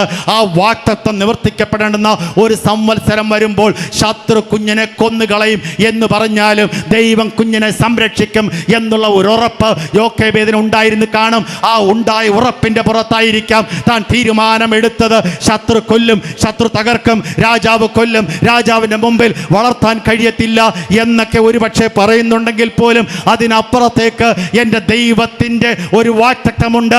രാജാവിൻ്റെ വാക്കും രാജാവിൻ്റെ നിയമത്തെക്കാട്ടിലും എനിക്ക് വലുതെന്ന് പറയുന്നത് എൻ്റെ ദൈവമാണ്. രാജാവിനേക്കാൾ എനിക്ക് പ്രിയം എൻ്റെ ദൈവമാണ്. എൻ്റെ ദൈവത്തിന് ഞാൻ വിശ്വസ്തയായിരിക്കും. അതുകൊണ്ട് എൻ്റെ ദൈവത്തിൻ്റെ വാക്തത്വം ഞങ്ങളുടെ പിതാക്കന്മാരോടുണ്ട്. ആ പിതാക്കന്മാരുള്ള വാക്തത്വം എന്ന് പറയുന്നത് 400 ആണ്ടിന് ശേഷം ഈ മിസ്രയീമിൽ നിന്നും ഒരു പുറപ്പാടുണ്ട്. ആ പുറപ്പാടിൻ്റെ സമയമായിരിക്കുന്നു. ആ പുറപ്പാടിൻ്റെ സമയത്ത് എൻ്റെ മകനും ആ പുറപ്പാടിൻ്റെ കൂട്ടത്തിൽ കാണണം എന്നൊരമ്മയ്ക്ക് ഉള്ളിൽ തോന്നലുണ്ടായാൽ അമ്മ ചുറ്റുപാടുകളെയും പരീക്ഷണങ്ങളെയും സാഹചര്യങ്ങളെയും അതിജീവിച്ചുകൊണ്ട് വിശ്വാസത്തിൽ ഉറച്ചു നിന്നുകൊണ്ട് താൻ മുന്നോട്ട് പോകും. തൻ്റെ വിശ്വാസത്തിൻ്റെ അടിത്തറ എന്ന് പറയുന്നത് പിതാവിൻ്റെ വാക്തത്വമാണ് എന്ന് നമ്മൾ മറന്നു പോകരുത്. സാഹചര്യങ്ങൾ ചുറ്റുപാടുകളൊക്കെ നമുക്ക് വ്യക്തിപരമാണെങ്കിലും സംഘടനാ സംവിധാനത്തിലുമൊക്കെ എതിരായി എന്ന് വന്നേക്കാം. എന്നാൽ ഭക്തരെ നാം ഓർത്തെടുക്കേണ്ടുന്ന ഒരു കാര്യം, ചുറ്റുപാടുമുള്ളവരെയോ കൂട്ടത്തിലിരിക്കുന്നവരെയോ ഒന്നും നോക്കിയിട്ടല്ല നാം ദൈവവുമായിട്ടുള്ള ബന്ധം പുനഃസ്ഥാപിക്കേണ്ടുന്നതും ദൈവത്തോടുള്ള ബന്ധത്തിൽ തുടരേണ്ടതും. ഒരുപാട് സംഘടനാ സംവിധാനങ്ങൾ ലോകത്തിൽ പിറന്നു വീണിട്ടുണ്ട്. ഒരുപാട് കൂട്ടായ്മകൾ, ഒരുപാട് മിഷൻ സംഘടനകൾ ലോകത്തിൽ പിളർന്നു വീണിട്ടുണ്ട്.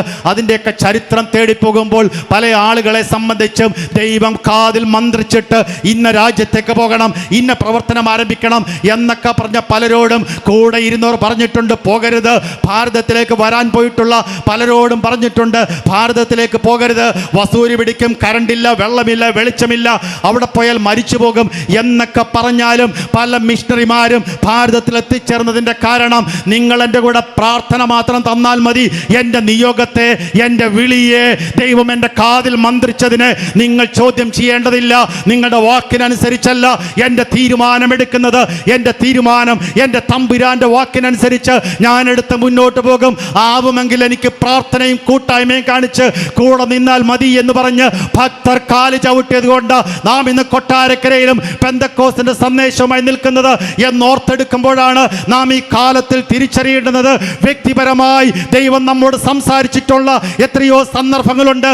വ്യക്തിപരമായി ദൈവത്തിൻ്റെ വാഗ്ദത്തങ്ങൾ എത്രയോ ഘട്ടങ്ങളിൽ ദൈവം തന്നിട്ടുണ്ട്. വ്യക്തിപരമായി ദൈവം നമ്മോട് ഇടപെട്ടിട്ടുള്ള എത്രയോ അവസരങ്ങളുണ്ട്. അത് ഉറക്കത്തിലാവാം, പ്രാർത്ഥനയിലാകാം, വചനധ്യാനത്തിലാകാം. ദൈവത്തിൻ്റെ സന്ദേശം, ദൈവത്തിൻ്റെ വാഗ്ദത്തം നമ്മുടെ പക്കലേക്ക് ദൈവം കൈമാറിയിട്ടുണ്ടെങ്കിൽ പ്രിയമുള്ളവരെ, ജീവിതത്തിൻ്റെ വിശ്വാസത്തിൻ്റെ പരീക്ഷണങ്ങൾ വരുമ്പോൾ ആ വാഗ്ദത്തങ്ങൾ നമ്മുടെ അടിത്തറയായി മാറി അതിൻ്റെ മുകളിൽ നിന്നുകൊണ്ട് നമുക്ക് പ്രഖ്യാപനങ്ങൾ നടത്തുവാനും നമ്മുടെ പ്രവർത്തനങ്ങൾ നയിക്കുവാനും നമ്മൾ കരുത്തുള്ളവരായിട്ട് മാറണം. അതുകൊണ്ടാണ് ഈ യോക്കേബേദ് എന്ന അമ്മ ഈ വാഗ്ദത്തത്തിൻ്റെ പുറത്തുറച്ചു നിന്നിട്ട് താൻ 3 മാസക്കാലം കുഞ്ഞിനെ വീട്ടിൽ ഒളിപ്പിക്കാൻ തയ്യാറായത്. വിശ്വാസത്താൽ 3 മാസം ആ കുഞ്ഞിനെ താൻ തൻ്റെ ഭവനത്തിൽ ഒളിപ്പിച്ചു. ആ 3 മാസം കഴിയുമ്പോഴാണ് ദൈവത്തിൻ്റെ കരത്തിലേക്ക് മറയ്ക്കുവാൻ വേണ്ടുന്ന പദ്ധതികൾ താൻ ആസൂത്രണം ചെയ്യുന്നത്. വിശ്വാസത്തിൻ്റെ അടിത്തറയുള്ള ഒരു വ്യക്തിയെ സംബന്ധിച്ചിടത്തോളം മാത്രമാണ് വിശ്വാസത്തിൻ്റെ പ്രയോഗം നടത്താൻ കഴിയുന്നത്. 3-ാമത്തെ ചിന്ത, 1 വിശ്വാസത്തിൻ്റെ പരീക്ഷണം, 2 വിശ്വാസത്തിൻ്റെ അടിത്തറ. വിശ്വാസത്തിൻ്റെ പരീക്ഷണം, വിശ്വാസത്തിൻ്റെ അടിത്തറ കൊണ്ട് അതിജീവിക്കുന്ന ഒരു വ്യക്തിക്ക് മാത്രമേ വിശ്വാസത്തിൻ്റെ പ്രയോഗങ്ങൾ നടത്തുവാൻ കഴിയത്തുള്ളൂ. വിശ്വാസത്തിൻ്റെ പ്രയോഗം എന്താണ്? ഒരമ്മ തെരുവിലിറങ്ങി നടക്കുകയാണ്. എൻ്റെ കുഞ്ഞ് 3 മാസക്കാലം ഭവനത്തിൻ്റെ ഉള്ളിൽ പാർത്തു. ഇനി എൻ്റെ കുഞ്ഞിനെ എൻ്റെ വീടിൻ്റെ ഉള്ളിൽ പാർപ്പിക്കാൻ കഴിയത്തില്ല. അവൻ്റെ കരച്ചിൽ പുറത്തേക്ക് കേട്ടാൽ അത് അനർത്ഥത്തിന് കാരണമായി മാറും. അവൻ്റെ ശബ്ദം ഇനി പുറത്തേക്ക് പോകത്തക്കവണ്ണം അവൻ്റെ നെഞ്ച് വിടർന്നിട്ടുണ്ട്. അവൻ്റെ ശബ്ദം ഉച്ചത്തിലാവാൻ സാധ്യതയുണ്ട്. ഇനി എൻ്റെ വീടിൻ്റെ അകം ആ കുഞ്ഞിന് സുരക്ഷിതമല്ല എന്നൊരമ്മ തിരിച്ചറിയുമ്പോൾ അവൾ അടങ്ങിയിരുന്നില്ല. അവൾ ദൈവത്തിന് വിട്ടുകൊടുത്തിട്ട് എനിക്കൊന്നും ചെയ്യാനില്ല, ദൈവത്തിൻ്റെ കരത്തിലേക്ക് ഞാൻ ഏൽപ്പിച്ചിട്ടുണ്ട്, ദൈവമെല്ലാം നന്നായി ചെയ്യും എന്നൊന്നും പറഞ്ഞ് അവിടെ ഇരിക്കുകയല്ല. എനിക്കൊന്നുമേ ചെയ്യാനില്ല, തമ്പുരാനാണെല്ലാം ചെയ്യുന്നത് എന്ന് പറഞ്ഞിരിക്കുന്ന ഒരമ്മയല്ല നമ്മൾ കാണുന്നത്. അവൾ വീട്ടിൽ നിന്നും പുറത്തേക്കിറങ്ങി എവിടെ നിന്നും അതിനകത്ത് എഴുതിയിരിക്കുന്നത് അവൾ ഞാങ്ങണപ്പെട്ടകം ഉണ്ടാക്കി എന്നല്ല, അവൾ ഒരു ഞാങ്ങണപ്പെട്ടകം വാങ്ങി എന്ന എഴുതിയിരിക്കുന്നത്. വാങ്ങണമെന്നുണ്ടെങ്കിൽ അവൾ എവിടെയോ പോയിട്ടുണ്ട്, എവിടെ നിന്നോ ഒരു ഞാങ്ങണപ്പെട്ടകത്തെ അവൾ കണ്ടെത്തിയിട്ടുണ്ട്. എൻ്റെ ഭാവനയിൽ ഞാൻ ഇങ്ങനെയാ കാണുന്നത്. ഒരു ദിവസം നേരെ പോയി ഒരു ഞാങ്ങണപ്പെട്ടകം വാങ്ങിക്കൊണ്ട് വീട്ടിൽ വരുന്ന യോക്യഭേദായിരിക്കാൻ യാതൊരു സാധ്യതയുമില്ല.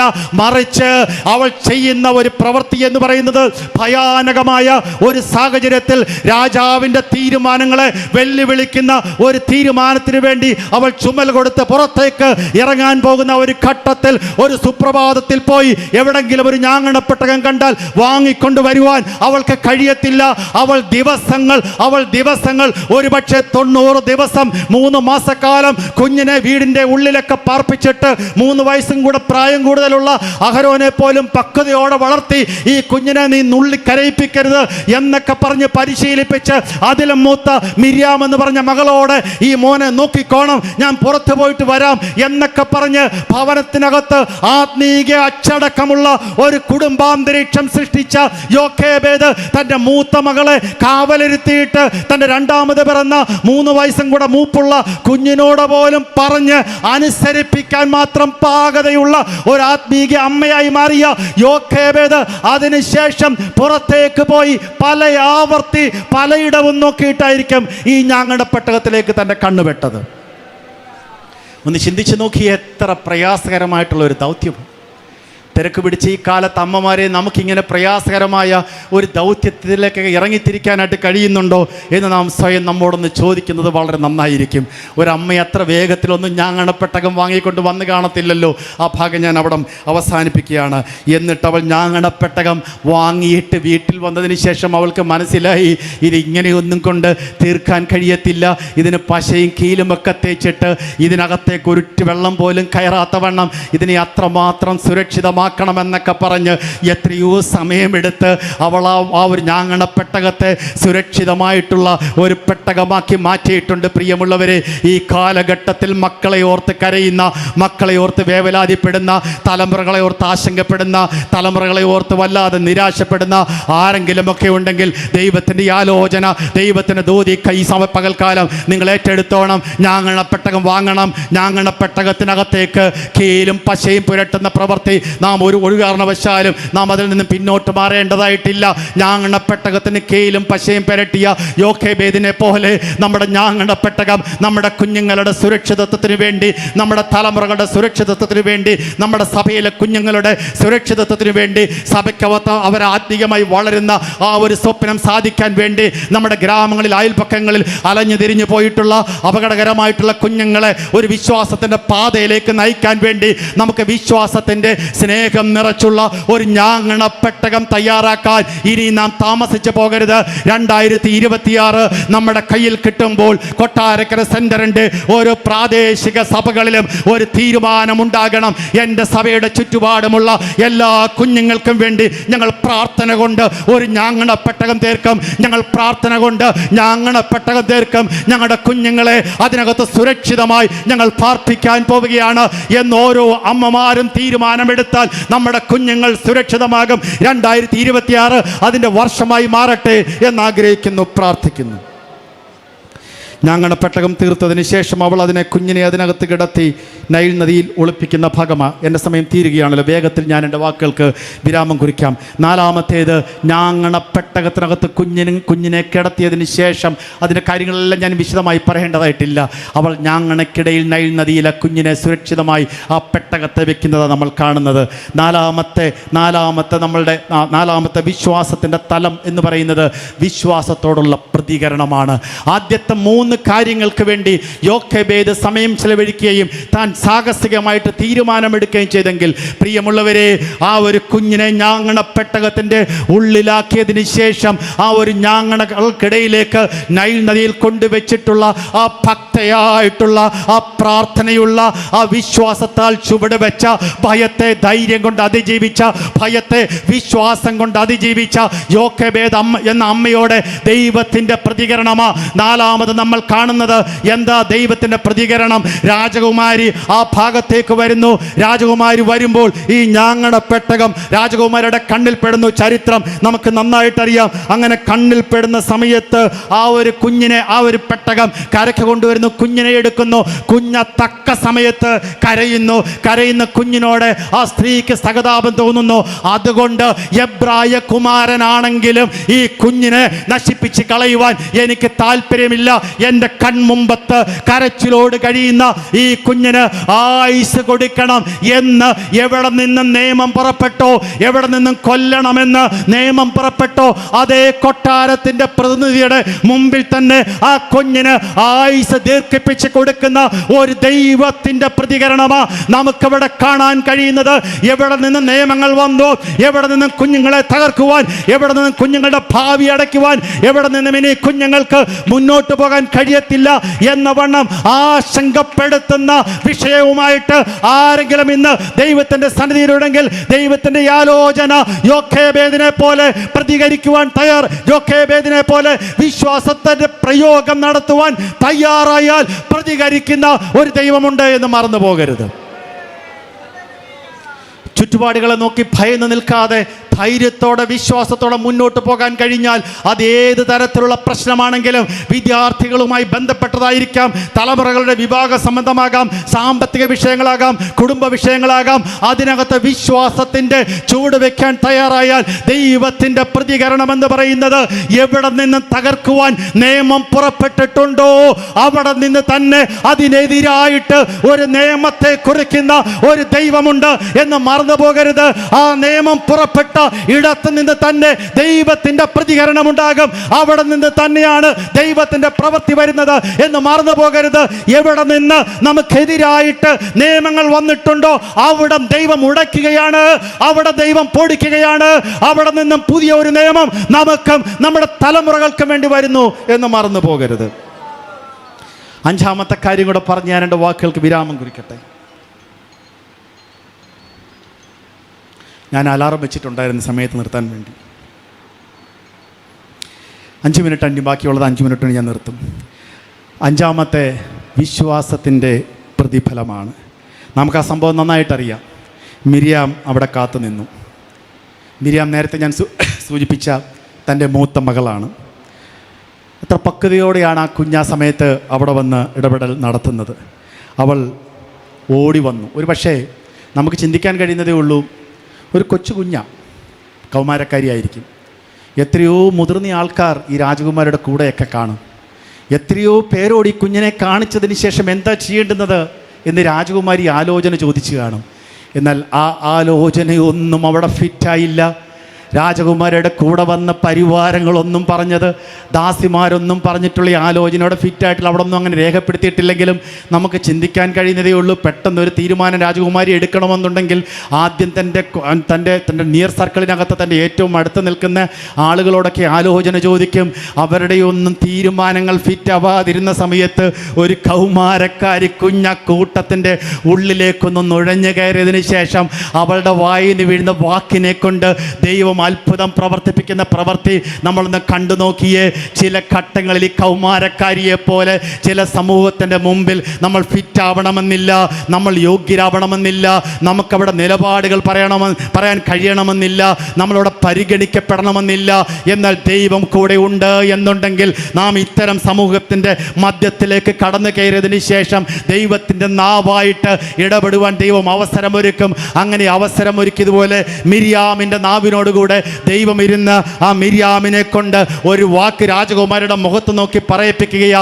ഈ കുഞ്ഞിന് വേണ്ടി ഞാനൊരു അമ്മയെ കൊണ്ടുവരണമോ, അതുപോലെ എബ്രായ അമ്മയെ കൊണ്ടുവരണമോ എന്ന വാക്ക് മിരിയാമിനെ കൊണ്ട് പറയിപ്പിച്ചതുപോലെ 2026 സഹോദരിമാരെ, മിരിയാമിനെ പോലെ നാം ഒരുപക്ഷെ ഫിറ്റാവാത്ത ഇടത്ത്, നാം ഒരുപക്ഷെ അഭിപ്രായം പറയാൻ സാധ്യതയില്ലാത്ത ഇടത്ത്, നമുക്കൊരു പക്ഷേ നാവ് പോലും തുറക്കാൻ കഴിയാത്ത ഇടത്ത്, നമ്മുടെ നാവ് പ്രാവുകൾ ഇന്നലകളിൽ ചലിച്ച സമയത്ത് ഒരു ദൈവപ്രവൃത്തിയും കാണാതിരുന്ന ഇടങ്ങളിലേക്ക് ഈ കൊട്ടാരക്കര സെൻറ്റർ സഹോദരി സമാജത്തിൻ്റെ സഹോദരിമാർ കടന്നു ചെല്ലുമ്പോൾ ഇന്നലെ വരെ കണ്ടതുപോലെ ആയിരിക്കത്തില്ല, ഇന്നലെ വരെ ഇടപെട്ടതുപോലെ ആയിരിക്കത്തില്ല. ഈ ഒരു വിശ്വാസത്തിൻ്റെ അടിത്തറയുടെ പുറത്ത് ദൈവത്തോടെ ചേർന്നിരുന്നു കൊണ്ട് നാം കൃത്യമായിട്ടും ദൈവ നിയോഗത്തോടു കൂടി മുന്നോട്ട് പോകാൻ തയ്യാറായാൽ നമ്മളിൽ ചിലരെ മിര്യാമിനെ പോലെ അത്ഭുതങ്ങളുടെ കാരണക്കാരാക്കി ചില ജീവനുകൾ തിരിച്ചു പിടിക്കുന്ന, ചില മരണത്തിൻ്റെ വായിലേക്ക് പോകുന്നതിനെ തിരിച്ചു പിടിക്കുന്ന അത്ഭുത ഉപകരണങ്ങളാക്കി ദൈവം നമ്മെ മാറ്റും. ദൈവം നമ്മെ മാറ്റാൻ ദൈവത്തിന് പദ്ധതിയുണ്ട്. മരണത്തിന് വിട്ടുകൊടുക്കാൻ ദൈവത്തിന് ഹിതമല്ലെങ്കിൽ അവിടേക്ക് ഒരുപക്ഷെ മിര്യാമിനെ പോലെ അയക്കുവാൻ തമ്പുരാന് ഹിതമുണ്ടെങ്കിൽ ഞാൻ അതിന് തയ്യാറാണ് ദൈവമേ എന്നൊന്ന് സബ്മിറ്റ് ചെയ്യുവാൻ, എന്നൊന്ന് ഏൽപ്പിച്ചു കൊടുക്കാൻ നാം തയ്യാറായാൽ മിര്യാമിനെ പോലെ ഇറക്കി വിട്ടുകൊണ്ട് ചില അത്ഭുതങ്ങളുടെ കാരണക്കാരാക്കി നമ്മളെ മാറ്റിയേക്കാം. അങ്ങനെ മിര്യാമിൻ്റെ വാക്കിൻ്റെ പുറത്ത് ഒരമ്മ അവിടേക്ക് വരികയാണ്. ഞാനിങ്ങനെ ഭാവനെ കാണാറുണ്ട്. ഈ കുഞ്ഞിനെയൊക്കെ അവിടെ കൊണ്ട് കിടത്തിയതിന് ശേഷം ആ അമ്മ മാറിയിരുന്ന് നോക്കിക്കാണും. ആ അമ്മയുടെ കൈ വിറയ്ക്കുന്നുണ്ടാകും, അമ്മയുടെ നെഞ്ച് ഇടിക്കുന്ന സാഹചര്യം ഉണ്ടാകും. ഞാങ്ങനെ പെട്ടിക്കകത്ത് കുഞ്ഞിനെ പൊതിഞ്ഞ് സൂക്ഷിച്ചിട്ടോ 3 മാസക്കാലം താൻ പരിപാലിച്ചതിന് ശേഷം വെള്ളത്തിനകത്ത് കൊണ്ടുവച്ച് ആ കുഞ്ഞിന് ഇന്ന് വരെ വീട്ടിൽ നിന്ന് മാറിക്കിടന്നിട്ടില്ല. അമ്മയുടെ നെഞ്ചിൻ്റെ ചൂടേറ്റ് കിടന്ന കുഞ്ഞ് ഇന്ന് ആദ്യമായിട്ട് നെഞ്ചിൻ്റെ ചൂടൊന്നും അനുഭവിക്കാതെ താൻ ഈ ഞാങ്ങണപ്പെട്ടകത്തിനകത്ത് കിടക്കുമ്പോൾ ഏതൊരു അമ്മയ്ക്ക് കരയാതിരിക്കാൻ പറ്റുക? ആ അമ്മ ദൂരെ മാറിയിരുന്നിട്ട് നെഞ്ചു പൊട്ടി കരഞ്ഞിട്ടുണ്ടാകും. ഞാൻ ചിന്തിക്കുന്നത് ഒരുപക്ഷെ ഏറ്റവും വലിയ പ്രാർത്ഥന ആ പ്രിയപ്പെട്ട യോഖേബേദിൻ്റെ ജീവിതത്തിൽ നിന്നും ആദ്യമായി പുറപ്പെട്ടത് ഈ കുഞ്ഞിനെ നൈൽ നദിക്കകത്തേക്കൊന്ന് പൊതിഞ്ഞു വെച്ചതിന് ശേഷം ദൂരെ മാറിയിരുന്നു കൊണ്ട് ശബ്ദം പോലും പുറപ്പെടുവിക്കാൻ കഴിയാതെ, ഒരുപക്ഷെ കണ്ണുനീര് പോലും ഒഴുക്കാൻ കഴിയാതെ ജീവിതം സ്തബ്ധമായിട്ട് നിന്നുകൊണ്ട് ആ അമ്മ ഒരുപക്ഷെ കരഞ്ഞ് നിലവിളിക്കുന്നതിന് തുല്യമായിട്ട് തൻ്റെ നെഞ്ചുടഞ്ഞ് പൊട്ടിപ്പോയിട്ടുണ്ടാകാം. ആ അമ്മ ഒരുപക്ഷെ കൈകൾ വിറയ്ക്കുന്നുണ്ടാകാം, നെഞ്ചിടിക്കുന്നുണ്ടാകാം, ശ്വാസം പോലും ഒന്ന് ഉറക്ക വിടുവാൻ കഴിയാത്ത പശ്ചാത്തലവും സാഹചര്യവും അവിടെയുണ്ട്. അങ്ങനെ ദൂരെ മാറി നിൽക്കുന്ന ഒരമ്മയുടെ ആ കൺവെട്ടത്ത് ആ പെട്ടകം അവിടെ കിടപ്പുണ്ട്. പ്രിയമുള്ളവരെ, നമ്മുടെ കുഞ്ഞിൻ്റെ പെട്ടകം ദൂരത്തേക്ക് വെച്ചതിന് ശേഷം ദൂരെ മാറിയിരിക്കുന്ന നിങ്ങൾക്ക് കരയാൻ വാക്കുകളില്ലാതെ വന്നേക്കാം. കണ്ണീന്ന് കണ്ണീരൊഴുകാൻ കഴിയാത്ത സാഹചര്യം ഉണ്ടായേക്കാം. ജീവിതത്തിൽ ഇത്രയധികം നെഞ്ച് പിടച്ചിട്ടുള്ള മറ്റൊരു സന്ദർഭം വന്നു കാണത്തില്ല. അങ്ങനെ കൈകൾ വിറച്ചും കാലുകൾ വിറച്ചിട്ടും വല്ലാത്ത ജീവിത സാഹചര്യത്തിലൂടെ ഒരു കുഞ്ഞിന് വേണ്ടി ദൂരെ മാറിയിരുന്നു കൊണ്ട് രാക്കാലങ്ങളെ ഒരു പക്ഷെ പകലാക്കി മാറ്റുന്നതിന് തുല്യമായി ഉറക്കമില്ലാത്ത രാത്രികളിൽ മുഴങ്കാലിൽ നാം ഒറ്റയ്ക്ക് മാറിയിരുന്ന് പ്രാർത്ഥിച്ചിട്ടുണ്ടെങ്കിൽ നമ്മുടെ കുഞ്ഞുങ്ങൾ ഒരു പക്ഷേ വിദൂരതയിലായിരിക്കാം, ഏതെങ്കിലും സാഹചര്യത്തിലായിരിക്കാം, കുടുംബ ബന്ധങ്ങളുടെ ഉലച്ചിൽ അനുഭവിക്കുന്ന പ്രത്യേക സാഹചര്യമായിരിക്കാം, വിദേശ രാജ്യത്ത് പഠിക്കാൻ പോയിട്ട് അവരൊരു പക്ഷേ സംഘർഷങ്ങളിലൂടെ, സങ്കടങ്ങളിലൂടെ, ജീവിത സമ്മർദ്ദങ്ങളിലൂടെ കടന്നു പോകുന്ന സാഹചര്യമാകാം. കുഞ്ഞുങ്ങൾ ഫോൺ ചെയ്യുമ്പോഴേക്കും അമ്മേ അപ്പ ഞങ്ങൾക്കിവിടെ നിൽക്കാൻ കഴിയത്തില്ല എന്ന് പറയുന്ന വാക്കുകളൊക്കെ കേട്ടിട്ട് നെഞ്ച് വളർന്നുകൊണ്ട് ആരെങ്കിലും ഈ കൂട്ടത്തിൽ ഇരിപ്പുണ്ടെങ്കിൽ ദൈവത്തിന് പറയാനുള്ളത് ദൂരെ മാറിയിരുന്ന് ആ പെട്ടകത്തെ നോക്കി കരയുന്ന അമ്മയോടെ ദൈവത്തിൻ്റെ ആലോചന ഇന്ന് പകൽ പറയാനുള്ള ആലോചന മറ്റൊന്നുമല്ല, ദൈവത്തിൻ്റെ ഇടപെടൽ ഉണ്ടാവുക തന്നെ ചെയ്യും. ദൈവം അത്ഭുതങ്ങൾ ചെയ്യും എന്ന് പറഞ്ഞാൽ ദൈവത്തിൻ്റെ പ്രതികരണം ഈ കരച്ചിലിന്, ഈ വല്ലാതെ മുട്ടുവിറയ്ക്കുന്നതിന്, ഈ ശബ്ദമില്ലാത്ത പ്രാർത്ഥനയ്ക്ക്, ഈ കണ്ണുനീരില്ലാത്ത പ്രാർത്ഥനയ്ക്ക് അതറിയുന്ന ഒരു തമ്പുരാൻ, ഉള്ളത്തെ അറിയുന്ന ഒരു തമ്പുരാൻ, ഉള്ളത്തിൻ്റെ ഉള്ള അവസ്ഥ അറിയുന്ന ഒരു തമ്പുരാൻ നമ്മളെ അറിയുന്നുണ്ട്. അത്ഭുതം പ്രവർത്തിക്കുക തന്നെ ചെയ്യും.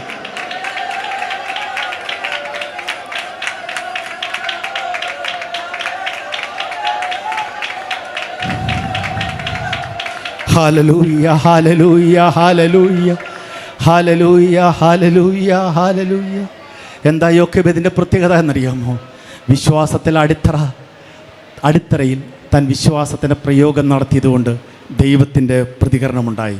ഞാൻ അവസാനം പറഞ്ഞത് വിശ്വാസത്തിൻ്റെ പ്രതിഫലം എന്നാണല്ലോ. എന്താ പ്രതിഫലം? ഒരു കുഞ്ഞിനെ രാജകീയ കൽപ്പനയോടെ പരസ്യമായിട്ട് വളർത്താൻ കഴിയുക, എന്നിട്ട് ആ കുഞ്ഞിൻ്റെ സ്വന്തം അമ്മയ്ക്ക് രാജകൊട്ടാരത്തിൻ്റെ ശമ്പളം കൂടെ കൊടുക്കുന്ന ദൈവമാ നമ്മുടെ ദൈവം. അതാ വിശ്വാസത്തിൻ്റെ പ്രതിഫലം. യാതൊരു സാധ്യതയുമില്ലാത്ത സ്ഥലത്ത് ചോദിക്കുന്നതിലും നിലയ്ക്കുന്നതിലും അത്യന്തം പരമായി തരുമെന്ന് ഒരു വാഗ്ദത്തമുണ്ടെങ്കിൽ പ്രിയപ്പെട്ട അമ്മമാരെ, നാം ചോദിക്കുന്നതിലും നനയ്ക്കുന്നതിലും അത്യന്തം പരമെന്ന് പറയുന്നത് നാം ഒരുപക്ഷെ ചോദിക്കുന്നത് ലിമിറ്റ് ചെയ്തിട്ടുള്ളതായിരിക്കാം. എന്നാൽ അതിനപ്പുറത്ത് തമ്പുരാൻ നമുക്ക് വേണ്ടി തരുന്ന ഒരു പ്രതിഫലമെന്ന് പറയുന്നത് യോക്കേബേദിൻ്റെ ജീവിതാനുഭവത്തിൽ ചേർത്ത് പറഞ്ഞു കഴിഞ്ഞാൽ, രാജകൊട്ടാരത്തിൻ്റെ അനുമതിയോടെ മറ്റു മക്കളെ പോലെ എബ്രായ കുഞ്ഞിനെ വളർത്തി വലുതാക്കുവാനും ആ കുഞ്ഞിന് ജീവിത ചെലവും ആ കുഞ്ഞിൻ്റെ ജീവിതത്തിന് ആവശ്യമുള്ള എല്ലാ സൗകര്യങ്ങളും നൽകി ആ അമ്മയ്ക്ക് പ്രതിഫലം കൂടി നൽകി അന്ന് മാനിച്ചിട്ടുണ്ടെങ്കിൽ, ഈ കാലഘട്ടത്തിലും വിശ്വാസത്തിൻ്റെ അടിത്തറയിൽ വിശ്വാസത്തിന് പ്രയോഗം നടത്തുന്ന ഓരോ ഭക്തരോടും ദൈവത്തിൻ്റെ പ്രതികരണം എന്ന് പറയുന്നത് വെറുതെ നിനക്ക് തരുമെന്ന് മാത്രമല്ല, അത്ഭുതകരമായ രീതിയിൽ ചോദിക്കുന്നതിലും നനയ്ക്കുന്നതിലും അത്യന്തം പരമായിട്ട് തരുന്ന ഒരു ദൈവം അന്ന് പ്രതിഫലം കൊടുത്തതുപോലെ നമ്മളെ വിസ്മയിപ്പിക്കുമാറ്, നമ്മളെ അത്ഭുതപ്പെടുത്തുമാറ് ദൈവം നമുക്ക് വേണ്ടി ചില പ്രവൃത്തികൾ ചെയ്യും. അതുകൊണ്ട് 2026 എന്ന് പറയുന്നത് നാം പെട്ടകം നിർമ്മിക്കുന്ന ഒരു വർഷമായി മാറട്ടെ. വിശ്വാസത്താൽ സ്നേഹത്തിൻ്റെ പെട്ടകം നിർമ്മിക്കണം, വിശ്വാസത്താൽ സ്നേഹത്തിൻ്റെ പെട്ടകം നിർമ്മിക്കണം. അതിന് മുഴങ്കാലിൽ ഇരുന്നു കൊണ്ട് കീലും പശയും പുരട്ടിയിട്ട് ആ പെട്ടകത്തിനകത്തേക്ക് നമ്മുടെ കുഞ്ഞുങ്ങളുടെ വിഷയങ്ങൾ വെച്ചൊന്ന് പ്രാർത്ഥിക്കാൻ തയ്യാറായാൽ ദൈവത്തിൻ്റെ പ്രവൃത്തി, അത് വ്യക്തിപരമായി, അത് കുടുംബപരമായി, അത് സഭാപരമായി, അത് സെന്റർ തരമായി ദൈവത്തിൻ്റെ പ്രവൃത്തി അനുഭവിക്കുന്ന വർഷമാകും 2026. ഒരു കൺവർഷൻ വർഷം വരുമ്പോൾ ഈ വിശ്വാസത്തിൻ്റെ പ്രവൃത്തിയുടെ പ്രതിഫലം എന്താണെന്ന് പറയത്തക്കവണ്ണം ദൈവം നമ്മെ അനുഗ്രഹിക്കും. ഈ വചനങ്ങളാൽ ദൈവം നമ്മെ അനുഗ്രഹിക്കട്ടെ.